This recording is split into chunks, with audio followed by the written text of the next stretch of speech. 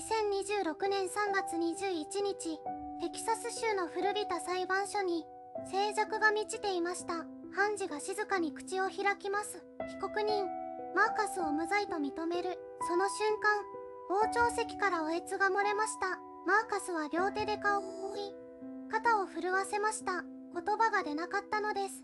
隣に座っていた弁護士が、そっと彼の背中に手を置きました。法廷の扉が開かれると、外で待ち続けていた家族が駆け寄りました。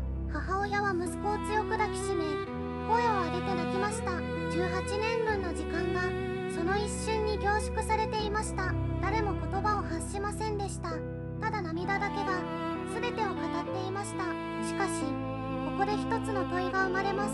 なぜ、18年もかかったのか。なぜ、彼はこれほど長い時間を奪われなければならなかったのか。物語は2008年に遡ります。マーカスは殺人の疑いで逮捕され、法廷に立たされました。その隣には、国選弁護人が座っていました。しかし、その弁護人は弁護をしていませんでした。審理の最中、繰り返し居眠りをしていたのです。証人が証言する間も、検察が論告を読み上げる間も、ただ目を閉じていました。マーカスは訴えることができませんでした。声を上げる手段も、知識も、力もなかったのです。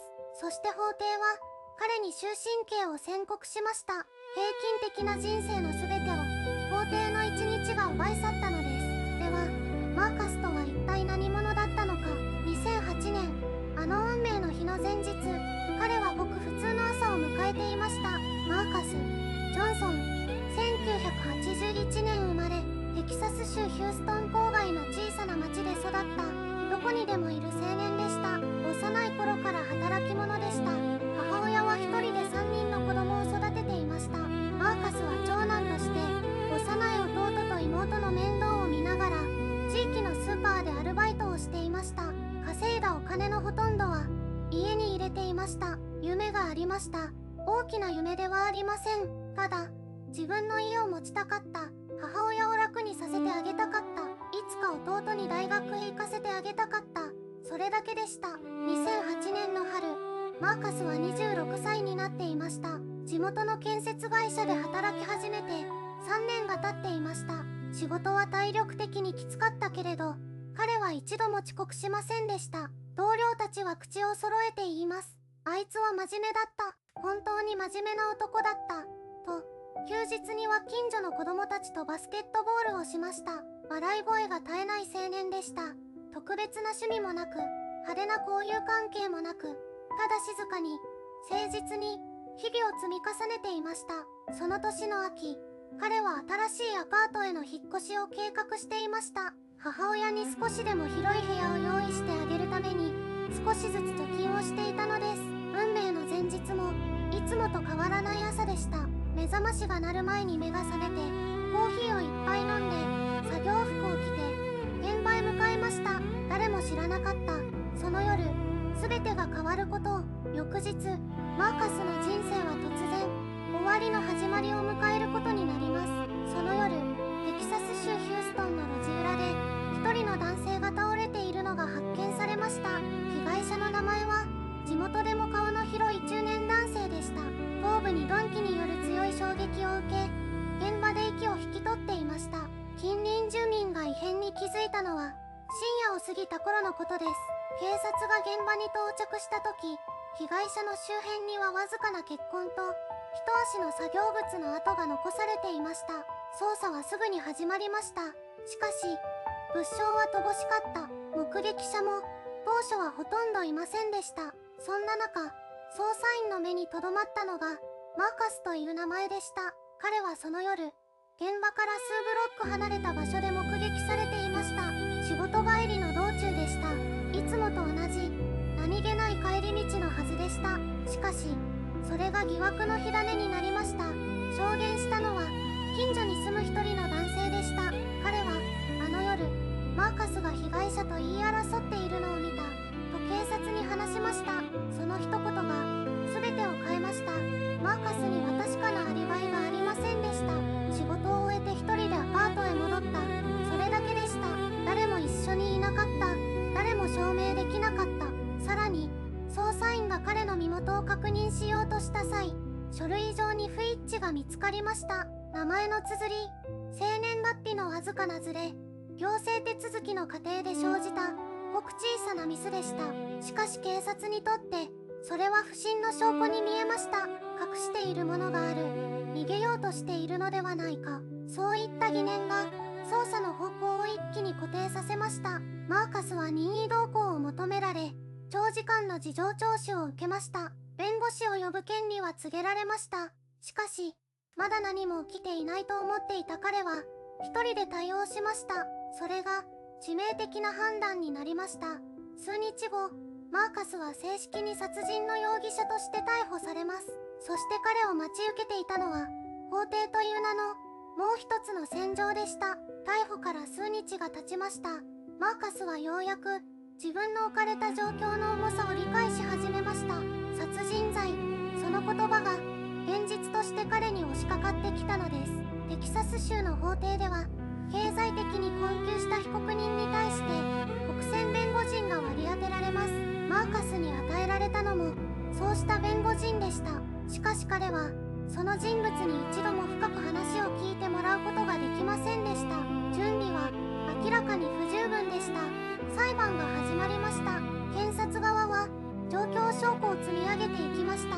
マーカスとの関係、事件当夜の行動、不完全な身元情報、そしてある証人の証言がありました。その証人は現場付近でマーカスに似た人物を見たと述べました。しかしその記憶は後に検証されることになる致命的な曖昧さを含んでいました。弁護側はほとんど反論しませんでした。異議を申し立てることも証人を効果的に尋問することもありませんでした。そして法廷の映像には信じがたい光景が記録されていました。弁護人が審理の最中に繰り返し居眠りをしていたのです。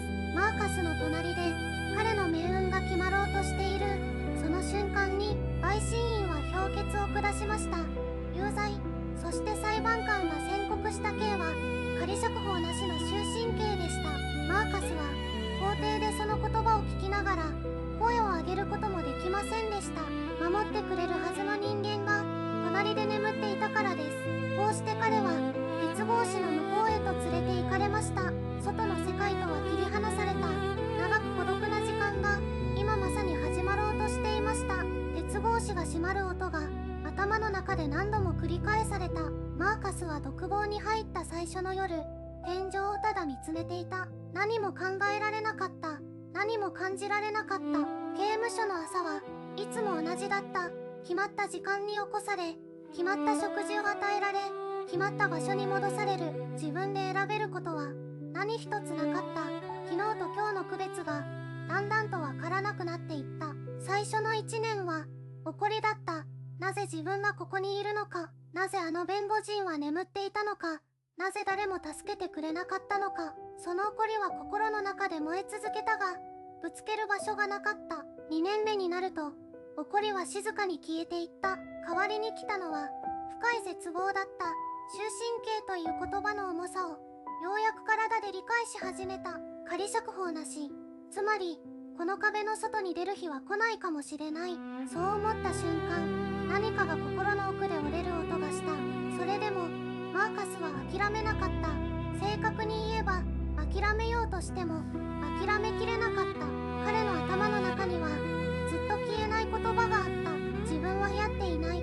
その一言だけが長い夜を生き延びる理由になった。面会に来る家族の顔を見るたびに泣きたくなった。しかし泣けなかった。泣いてしまえば本当に終わりになる気がした。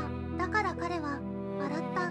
大丈夫だと言い続けた。そうすることで自分自身をも信じ込ませようとした。18年という時間は外から想像するよりもはるかに長い。季節が変わっても自分だけが変わらない場所に閉じ込められている。そのことへの恐怖は年を重ねるごとに薄れるどころかじわじわと深くなっていった。しかし彼が知らなかったことがある。その長い沈黙の時間の中で外の世界ではある人たちが動き始めていた。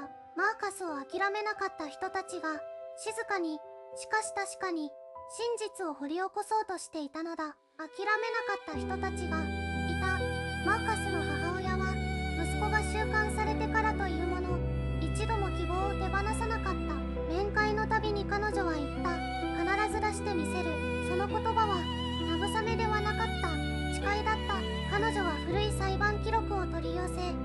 段ボール箱に積み上げた読めない法律用語を一つ一つ調べた。眠れない夜が何百回と続いた。それでも彼女はやめなかった。やがて一人の若い弁護士が名乗り出た。民間の無償弁護団体に所属する彼女はマーカスの事件の報告書を偶然目にしたのだという。法廷記録に何かがある。そう直感した彼女はうずもれていた映像の解析を始めた。その映像には信じがたい光景が映っていた。国選弁護人が審理の最中に繰り返し居眠りをしている。証人尋問の場面でも判事が語りかける場面でも彼はただそこに座って目を閉じていた。弁護とは呼べない、存在とさえ呼べないような姿だった。弁護士はその映像を記録し専門家に鑑定を依頼した。睡眠の専門医は証言した。これは偶発的な居眠りではない、意図的な関与の放棄とみなせる状態だ。市民団体もまた動き始めた。署名活動が広がり地元メディアが報道し、やがて全国規模で注目を集めるようになった。誰かが声を上げればまた別の誰かが続いた。そして2025年ついに再審請求が受理された。しかし戦いはまだ終わっていなかった。法廷で認められるためには証拠が必要だった。感情ではなく事実が、怒りではなく記録が。次に焦点が当たったのは裁判を決定づけた証人たちの証言、そして当時の捜査に隠されたある重大な見落としだった。2025年再審請求がついに受理された。しかし感情だけでは法廷を動かすことはできない。必要なのは証拠だった。揺るぎない冷たい事実だった。弁護チームが最初に着目したのは当時の目撃者証言だった。マーカスを犯人と名指しした証人は裁判で確信に満ちた口調でこう述べていた。間違いない、あの男だと。しかし18年という歳月は記憶の輪郭を静かに、しかし確実に歪めていた。新たに実施された認知心理学の専門家による分析によって衝撃的な事実が明らかになった。証人が犯人を見たと主張した状況は夜間の薄暗い路地、わずか数秒間の目撃、そして強いストレス状態下にあったという。記憶の信頼性が著しく低下する条件が重なっていたのだ。専門家は断言した。この証言は記憶の誤りによるものである可能性が極めて高いと。さらにもう一つの発見が弁護チームを震わせた。当時の捜査記録を丹念に掘り起こした結果、マーカスの身元情報に重大な不備があったことが判明した。逮捕時に記録された個人情報の一部が不完全であり、本来であれば照合されるべき DNA 記録との付き合わせが手続き上の見落としによってなされていなかったのだ。もし当時その照合が正しく行われていれば、もし弁護人が法廷で眠らずこの事実を追求していれば、マーカスの18年間は存在しなかったかもしれない。そして決定的な証言が現れた。当時の捜査に関わった元警察関係者が内部告発という形で口を開いたのだ。あの捜査には急いで結論を出そうとする圧力があった。その言葉は法廷という場において静かに、しかし重く響いた。証拠はついに揃い始めた。真実の扉がきしみながらも開こうとしていた。次の法廷で全ての答えが出される。マーカスにとっての18年間が正当に裁かれる瞬間がもうすぐそこまで来ていた。証拠はついに揃い始めた。真実の扉がきしみながらも開こうとしていた。再審の請求が正式に受理されたのはマーカスが収監されてから18年目の冬のことだった。長い時間が流れていた。しかしその時間は決して無駄ではなかった。法廷に再び証拠が並べられた。まず問題となったのは身元情報の不完全さだった。当初の裁判で提出されたマーカスの身元記録には複数の誤りが含まれていた。住所の記載が曖昧であり、事件当日のアリバイを補強できる情報が意図的とも思えるほどに省かれていたのだ。弁護団はその点を丁寧に、そして執拗に掘り起こした。次に崩れたのは証言だった。当時の目撃証人が法廷に立った。彼女は18年前と同じようにマーカスを見たと語り始めた。しかし弁護団の反対尋問が進むにつれ、彼女の記憶は揺らいだ。事件のあった夜、辺りは暗かった。距離は遠かった。確認できたのは体型と服の色だけだった。それ以上のことは彼女自身も断言できなかった。記憶とは時間とともに書き換えられる。その残酷な事実が静かに法廷を支配した。そして元警察関係者の証言が読み上げられた。捜査には結論を急ぐ圧力があった。その一言がこれまでの積み重ねに決定的な意味を与えた。裁判長は長い沈黙の後、口を開いた。被告人マーカスに対する有罪判決を破棄する。無罪。法廷の中に静寂が広がった。マーカスは動かなかった。涙も声もすぐには出なかった。ただゆっくりと両手を握りしめ目を閉じた。18年という時間がその瞬間にようやく終わりを告げた。しかし本当の問いはここから始まる。無罪とは何を取り戻すことができるのか。失われた時間は誰がどのように償うのか。次回最終章。マーカスの釈放後に待ち受けていたもう一つの現実を見つめる釈放の日。マーカスは刑務所の門をくぐった。18年ぶりの外の空気だった。風の匂いが記憶と違った。太陽の光が眩しすぎた。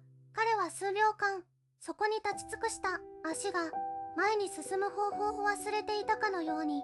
自由とは与えられた瞬間から始まるわけではない。マーカスにとってそれは長く険しい道のりの入り口に過ぎなかった。テキサス州の無実護商法に基づきマーカスには一定の賠償が認められた。しかし金額は18年という歳月に到底見合うものではなかった。法律が定めた数字と失われた現実の間には埋めようのない溝があった。住む場所がなかった。仕事の経歴がなかった。スマートフォンの使い方も知らなかった。2008年に止まったままの彼の時計は2026年の世界にそのまま放り込まれた。眠れない夜が続いた。静かな部屋がかえって恐ろしかった。長年金属の扉と監視の目の中で生きてきた体は自由な空間に馴染めなかった。これはトラウマだった。無罪という言葉では拭いされない傷だった。それでも彼は歩き続けた。支援団体の助けを借りながら少しずつ日常を取り戻していった。料理を覚えた。バスの乗り方を覚えた。老いた母親と18年分の言葉を交わした。変わったものがある。そして変わらなかったものもある。マーカスの無罪は証明された。しかし彼の青春は戻らない。失った友人も機会も戻らない。法廷が下した判断は正しかった。だが正義は遅すぎた。一方でこの事件は社会に問いを残した。居眠りをした国選弁護人はどう裁かれたのか。再審を可能にした映像証拠はなぜ18年間見過ごされたのか。制度の穴は今もそこにあるのではないか。マーカスは今静かに暮らしている。多くを語らない。ただ一つのことだけを繰り返す。誰かの声が届かなくなる前に聞いてほしい。次回エピローグ。この事件が私たちに残したもの、そして今も続く問いを最後に見つめる。マーカスは今静かに暮らしている。多くを語らない。ただ一つのことだけを繰り返す。誰かの声が届かなくなる前に聞いてほしい。と18年。それは一人の人間が奪われた時間だ。しかし同時に社会が目を背け続けた時間でもある。居眠りをした国選弁護人は弁護士資格の停止処分を受けた。だがそれだけだ。マーカスの18年は誰も返せない。法廷の映像は最初からそこにあった。誰もが見ようとしなかった。制度の穴は塞がれていない。今この瞬間もどこかの法廷で声を持てない誰かが孤独に立っているかもしれない。あなたに問いたい。正義とは何のためにあるのか。守られるべき人が守られない社会で私たちは何ができるのか。この物語は終わっていない。マーカスの静かな声があなたの心に残り続ける限り、問いもまた